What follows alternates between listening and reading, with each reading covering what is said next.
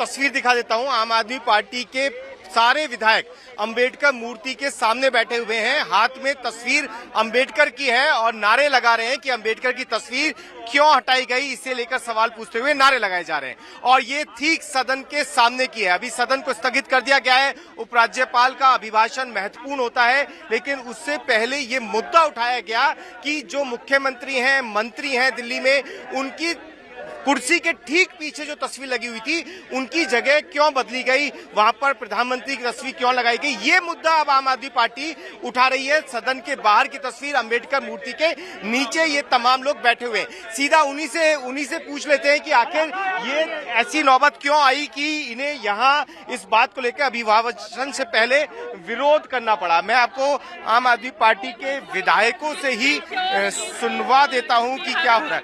ये आले जी, ये स्थिति क्यों आई कि आपको अभिभाषण से पहले आपको विरोध पे आना पड़ा तस्वीर लेकर? देखिए, यही है कि हम कल से मांग कर रहे हैं कि बाबा साहब को जिस तरीके का उनकी तस्वीर, भगत सिंह जी की तस्वीर जिस तरीके से सदन में और मुख्यमंत्री के ऑफिस में लगी थी वो हटा दी गई है, तो इसका विरोध चलता रहेगा। बाबा साहब की विचारधारा को नहीं मानते वो अलग बात है, मगर उनकी तस्वीर, उनका मान सम्मान तो आपको करना चाहिए। ये कैग रिपोर्ट से बचने की कोशिश है क्या कि ये आरोप? ये विरोध है, ये विरोध प्रदर्शन है सिर्फ बाबा साहब को लेकर। चलिए, कैग रिपोर्ट, क्योंकि आज महत्वपूर्ण मुद्दा विधानसभा के अंदर रहने वाला था, तो उसी पे आले जो विधायक हैं आम आदमी पार्टी से, वो ये कह रहे थे कि ये सिर्फ तस्वीर बदलने के लेकर विरोध है। कैग रिपोर्ट जो आज पेश होनी थी वो 12 बजे के करीब होगी, हालांकि 14 की 14 रिपोर्ट अब पेश नहीं होगी, ये भी बात सामने आ रही है। सोमदत्त को पूरे दिन के लिए, ये 5 मेंबर को पूरे दिन के लिए सदन से निष्कासित किया जाता है। निर्वाचित 5 महिला सदस्यों का भी विशेष स्वागत है। मुझे विश्वास है कि आपके योगदान का निश्चित रूप से दिल्ली की महिलाओं के जीवन पर सकारात्मक प्रभाव पड़ेगा।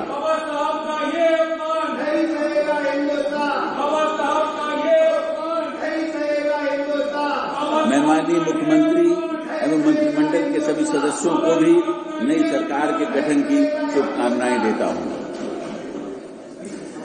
माननीय सदस्यगण, इस ऐतिहासिक भवन में स्थित इस सदन का हिस्सा सुरेंद्र सिंह को अपने आप में ही गर्व पूरे दिन के लिए निष्कासित किया जाता है। वीर सिंह जिंगार को पूरे दिन के लिए निष्कासित किया जाता है। मार्शल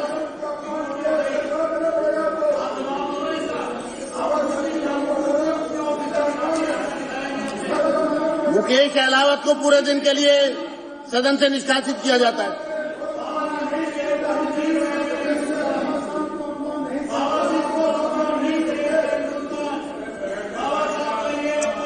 ये ऐतिहासिक एवं भव्य इमारत 1912 से 1926 तक इंपीरियल लेजिस्लेटिव काउंसिल तथा सेंट्रल लेजिस्लेटिव असेंबली यानी कि तत्कालीन भारत की संसद हुआ करती थी। आज जिस आसन पर माननीय अध्यक्ष बैठे हैं, उस पर कहीं महान स्वतंत्रता सेनानी और मां भारती के सपूत श्री विट्ठल भाई पटेल आसीन हुआ करते थे।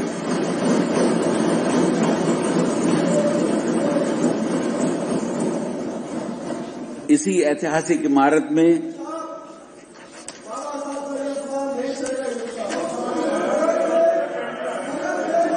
इनको बाहर करिए, पूरे दिन के लिए बाहर करिए। कादियान जी को पूरे दिन के लिए बाहर। इसी ऐतिहासिक इमारत में रॉयल एक्ट पास हुआ और स्वतंत्रता संग्राम की अनेक गाथाएं लिखी गईं।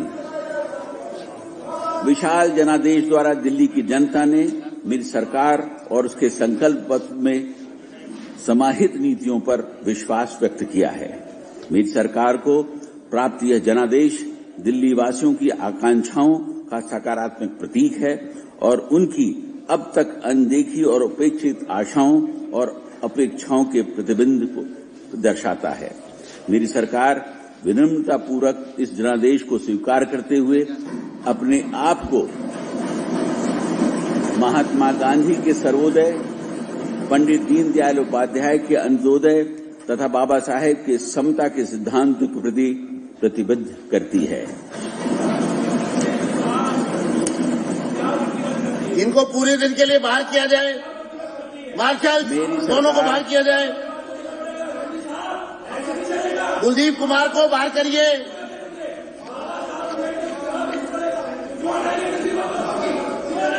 बाहर करिए, दोनों को बाहर करिए।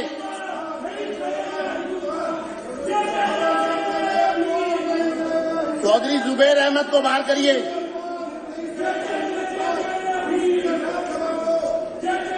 मेरी सरकार इस प्रचंड जनादेश को उन नीतिगत बदलावों की स्वीकृति के रूप में देखती है जिनका वादा हमने जनता से किया था। लोगों ने न केवल व्यक्तिगत बल्कि समावेशी विकास एवं दृष्टिकोण को और न्यायगत प्रगति की मेरी सरकार की रूपरेखा में विश्वास जताते हुए अपना समर्थन दिया है। आतिशी सिंह को पूरे दिन के लिए बाहर किया जाए। बाहर करिए। प्रदेश की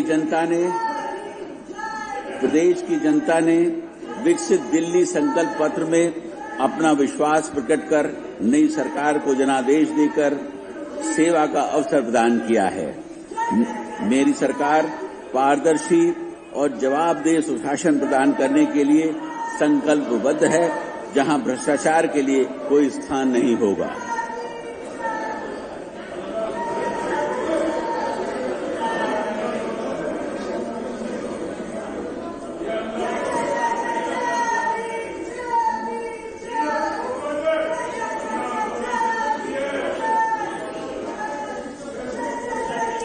ये कैमरामैन किसका है?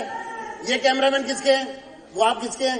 एक मिनट, हमारे ऑफिस। किनके साथ आए? हमारे ऑफिस। यहाँ पर सिर्फ एलजी साहब के कैमरामैन और विधानसभा के कैमरामैन वो रहेंगे।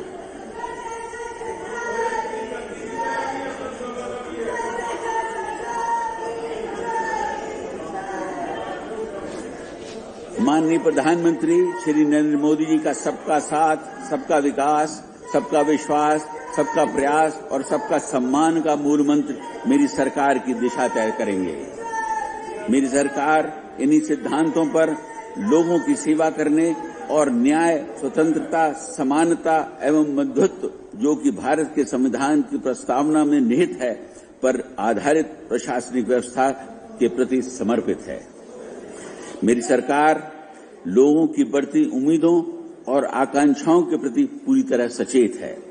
आगामी 5 वर्षों में मेरी सरकार साधारण नागरिकों से संबंधित 5 बुनियादी जरूरतों समेत निम्न 10 प्रमुख क्षेत्रों पर व्यापक जोर देगी।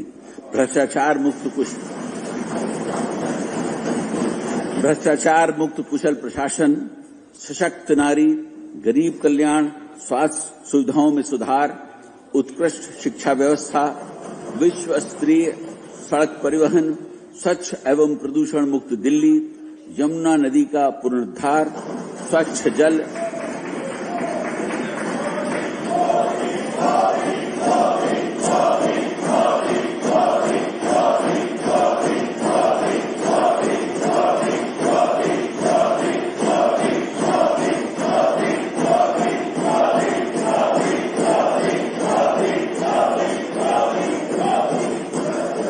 अनाधिकृत कॉलोनियों का नियमितीकरण एवं किफायती आवास। बाहर करिए, बाहर करिए, जल्दी मार्शल, क्विकली करिए, फटाफट करिए, सब आइए, चलिए, चलो,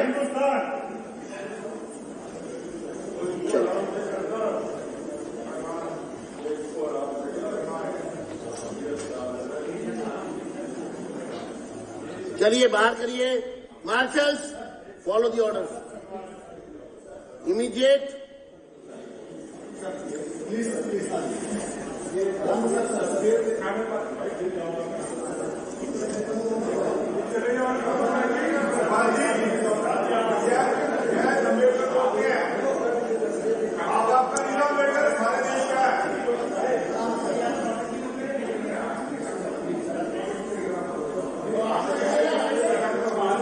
मार्शल्स, मुझे आपके खिलाफ एक्शन न लेना पड़ेगा।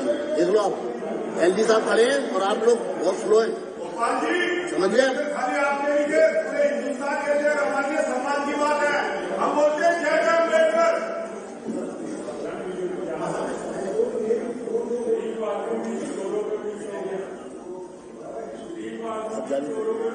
मेरी सरकार विकसित दिल्ली संकल्प पत्र को नीतिगत दस्तावेज के रूप में अंगीकार करेगी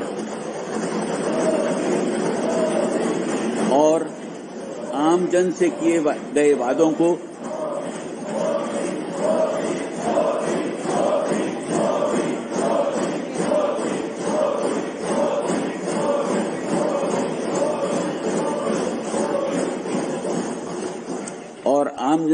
गए वादों को पूरा करने के साथ ही उनकी उम्मीदों पर खरा उतरने की दिशा में आगे बढ़ेगी।